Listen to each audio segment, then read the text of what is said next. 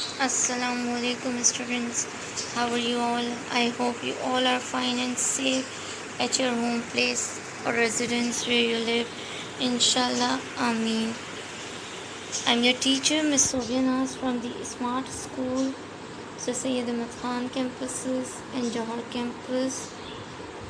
And this is your history geography recorded video of your class 8.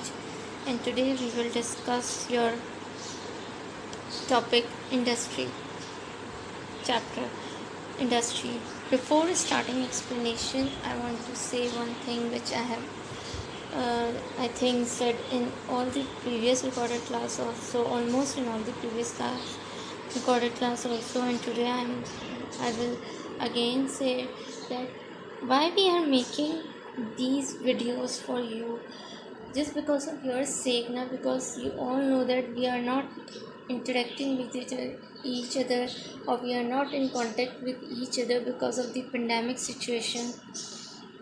So most of the time it is impossible to be cleared with that you understand each and everything regarding chapter, or each and every topic regarding chapter within one live class.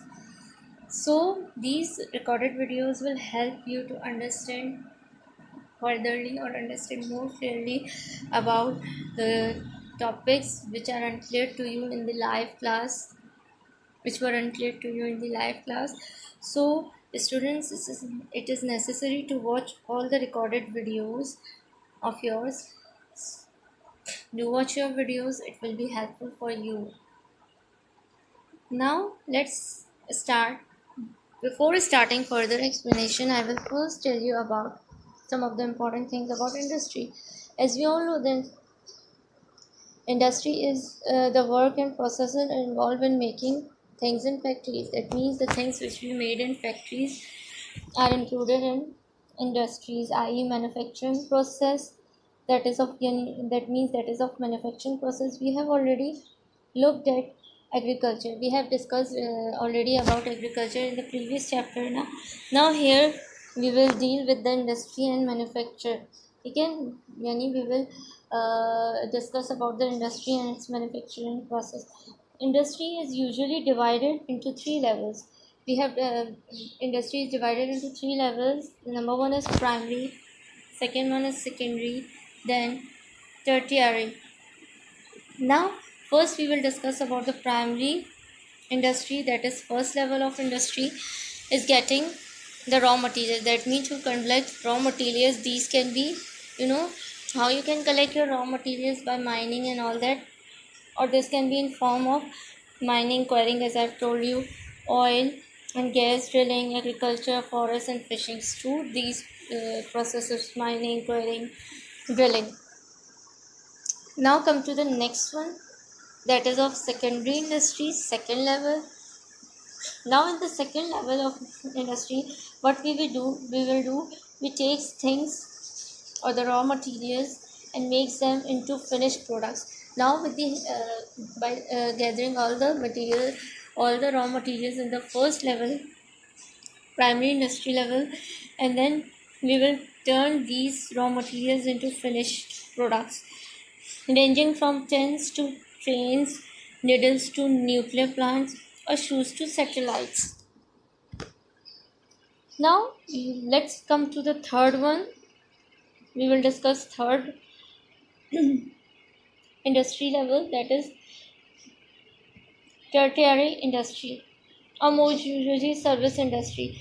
In this, as we all know that to gather all the raw materials and then turning that raw materials into manufactured products, into proper products, there we need a service industry. There we need a proper procedure for this. Okay? It does not produce goods for sale but enable the two other levels of industries. That means it works as a institution where all the industries will function or will work effectively in terms of primary and secondary level. Service industries include office work, transport to carry goods and raw materials. That means all the working which will be needed in secondary and primary level, which will undergo under the service industries within a proper process, and communication such as telephone, postal work, and email, which allow general businesses to be maintained. Beyond these, which are directly connected with the industries, these are health workers, doctors, nurses, ambulances, men, teachers. They all work for it. Now let's start discussion further about all the resources, primary, secondary, and tertiary sources. Industries. In primary industries, we have discussed about the primary industries. That what is primary industry? We gathered uh, raw materials, or through which we gather raw materials through mining, quarrying, and drilling. Now let's start step by step discussion about all the things. Mining, quarrying, oil and gas. First, mining is usually thought as of taking for metal ores such as iron, copper, gold, silver. Basic thought mind में यही आता है ना कि हम कोई hard सी चीज़ों को माइन करते हैं, that is like iron, copper, silver, gold for mineral such as coal और precious stones generally deep underground. There are two types of mines. ठीक है, one is deep mines and then second one is open cast mines. Now what is deep mines? Deep mines are shafts sunk straight down into the earth, ज़मीन के बिल्कुल अंदर, with side tunnels at the level at which the ores like coals or minerals are found. This vertical shaft can go down as much as 2 kilometers deep. यानी कितना अंदर जा सकता है? 2 kilometers deep. Like the diamond mines of South Africa.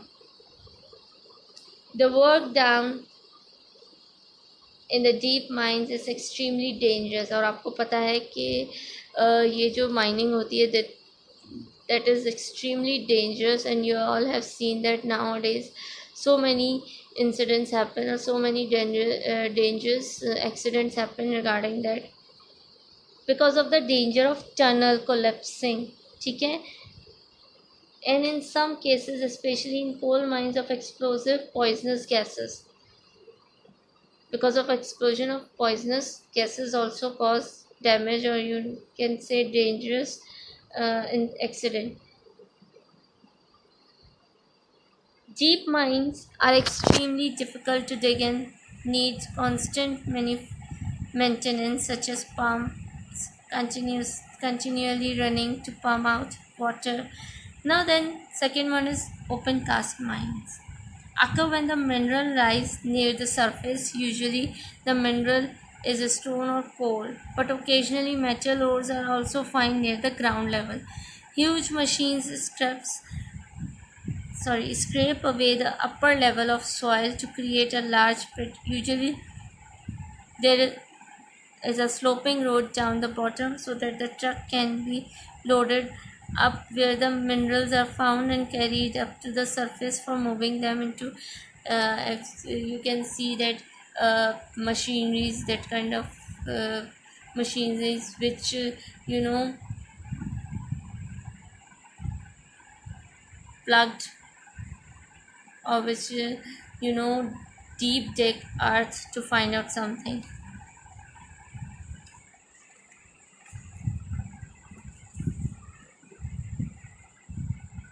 And then quarrying. Quarrying is really another form of open cast mining. Yani that means quarrying is another form of open cast mining. Like it is like a open cast mining, and is used mainly for obtaining rock. That means to take rocks. This is used for building and construction. Pakistan is famous for its marble, which is exported especially for building mosques overseas, as well as for making into other products such as cement. Pakistan has vast deposits of limestone, which is the raw material for cement. And now with the discovery of natural gas is an excellent source of cement, so vital the country to the country's development economy. Now let's come to your next heading, that is drilling, oil and gas. Oil and gas are the remains of plants buried millions of years ago. ठीक है, किस चीज से निकले हैं वो? remains of plants that were buried million years ago deep in the earth. You will remember that many millions of years ago, when there was only one land mass on earth, there was a huge sea somewhere near the center, the Mediterranean, and the Red Sea are its remains. और उसमें से क्या चीज़ बचती है? जब हम देखते हैं ज़िंदगी ज़मीन पे जब थी तो सिर्फ एक सी होता था, दैट इज़, और उनके रिमेन्स में कौन कौन से थे? Mediterranean and the Red Sea are the remains around. And in this huge ancient sea were many plants. When the earth's movement made the continents, most of the sea was buried over a long period of time, यानी दफन हो चुका था. The plants decomposed and changed into oil. और फिर वो जो plants थे और डिकम्पोज थे वो किस में? ऑयल में चेंज हुए. That is why so much oil is found in the Middle East. इसीलिए मिडल ईस्ट में बहुत ज़्यादा जो है वो तेल पाया जाता है. In few places, the oil comes to the surface as a thick black liquid through cracks. Cracks के थ्रू जो दरारें पड़ती हैं, you can say, in the earth's surface, but more of it's locked underground and has to be drilled. और ज़्यादातर जो है वो underground locked होता है. You have to drill it and take it out. The oil drill is heavy steel tube, 40 plus centimeter in a diameter, the cutting edge of which is made of industrial diamonds all around them. The tube is huge up in a derrick and is moved round and round by powerful engineers, rather like a carpenter drills. ठीक है, powerful engineers are utilized for this process. As the drill sinks deeper and deeper into the ground, more length of steel piping are joined on. The hole can as deep as 75 meters into the earth to where the oil has been located by geological studies. Sometimes when the drill reaches oil, okay, the pressure of gas above the forces the oil up the pipe to the surface, and the hole has to be capped a genetic tap. At another time, the oil has to be pumped to the surface by electrical pump. यानी उसको खींचने के लिए भी we need some of the time जब gas का pressure होता है we need electrical pump. Oil reserves on land are becoming more and more difficult to find, so that wells are being drilled at sea to find oil beneath the ocean floor. Now, let's come to your second topic, that is of secondary industries. We have discussed already about what are secondary industries. Basically, they convert raw material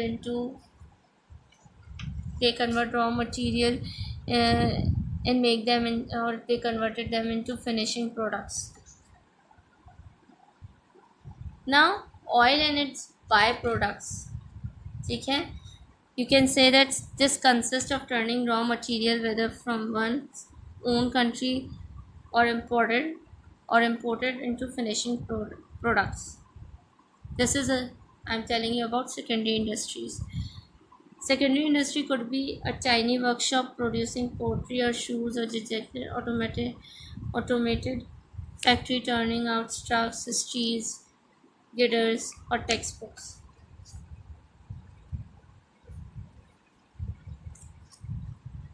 Now, let's come to the heading regarding the secondary industries, oil and its byproducts. The production of oil and its byproducts is perhaps the most important industry in our modern world. Okay, that means oil production, and then all the things that have been made or that are being used is the byproducts, important industry, modern world, which is why many people call it black gold. Well over half of energy in the world comes from oil and almost 45% of this comes from the Muslim countries. और ये ज़्यादातर कहाँ से निकलता है? Oil that comes from the Muslim countries. We may think that it is used just for powering the base for a number of everyday byproducts that we would never think had anything to do with the black sludge that comes from oil well. Oil comes from underground as crude, a thick black, horrible smelling semi-liquid. It is taken by pipeline or tankers to the refinery. मतलब उसको refine करने के लिए उसे अपनी जो है वो एक एक्चुअल जो कंडीशन नीडेड है उसमें लाने के लिए we have to they have this oil has to go through refinery. We will take it with the help of pipeline or tankers. A huge industry complex where it is refined, जहाँ पे ये refine किया जाता है, that is split into many chemical of which it is made. Oil goes through a large number of different processes to clean and break it into parts. फिर जो है इसकी क्लीनिंग का प्रोसेस होता है. ऑब्वियसली उसे एज ए रॉ फॉर्म जैसे वो है हम उसे एज इट इज़ यूटिलाइज नहीं कर सकते. After refining it will turn or it will breaks into many parts. First, it is washed with hot water to get rid of unpleasant sulfur जो इसमें मौजूद होता है at that time of drilling. Oil turn into gas which rises up to 40 meters towers. Some of the products obtained from oil, and these are only few of them, are jet fuel, petrol, diesel fuel, kerosene, liquefied petroleum gas, and so on and so on. Besides different fuels, oil is raw material for cements, foods, and clothes, dyes, plastics such as terylene and nylon, fertilizers. Now, let's discuss one of the important byproducts of oil.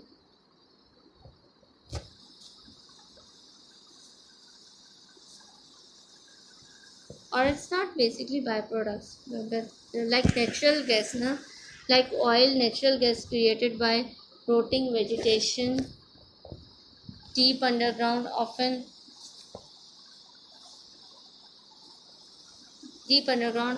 the two are found together, but unfortunately not in Pakistan, which has very large reserves of natural gas but very little oil at the moment. ठीक है, मतलब पाकिस्तान में natural gas के reserves बहुत ज़्यादा हैं लेकिन oil के इतने नहीं हैं.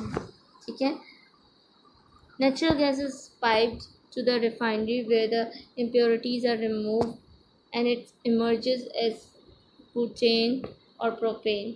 There are also byproducts of refining such as plastic but not as many as with oil, जैसे कि ऑयल की तरह होता है. Natural gas is a very flexible fuel. It can be piped directly to homes और इसको हम directly homes तक पहुंचा सकते हैं natural gas को. ठीक है, for cooking and heating. अच्छा, I'm telling you again, it's not a byproduct. Okay, factories, power stations, and industry.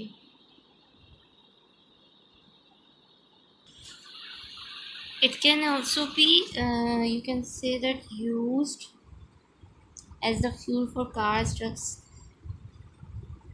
It's an advantage as a fuel for the transport that it is clean and does not emit fumes into the atmosphere. Perhaps for ordinary people, its main advantage is you can say that it has bottled gas in steel containers. These can be bought in most places and can be used for household purpose, especially like cooking in the remotest regions यानी mobile regions जहाँ पे gas नहीं होती. It would be far too expensive to put in a pipeline. Natural gas is very important to Pakistan. Over 1/3 of the supply is used in the power station. It is also a raw material for fertilizer as such as source of energy for making cement. अच्छा, natural gas is cheap and convenient domestic fuel in Pakistan. Now, your next heading is transport. Transport is a part of service industries, but it is discussed here as it is essential for movement of oil and industrial products. Sending goods by seas, especially large और बल्कि ones जो बहुत ज़्यादा heavy होते हैं, mineral ores, coals, grain, machinery, vehicles, etc. It is cheapest way of getting them from one side of the world to the other. The main type of ship for long distance voyage are oil tankers, bulk ore carriers, and container ships. Small ships carry mixed loads over shorter distance. Now your next heading is transport. Tankers are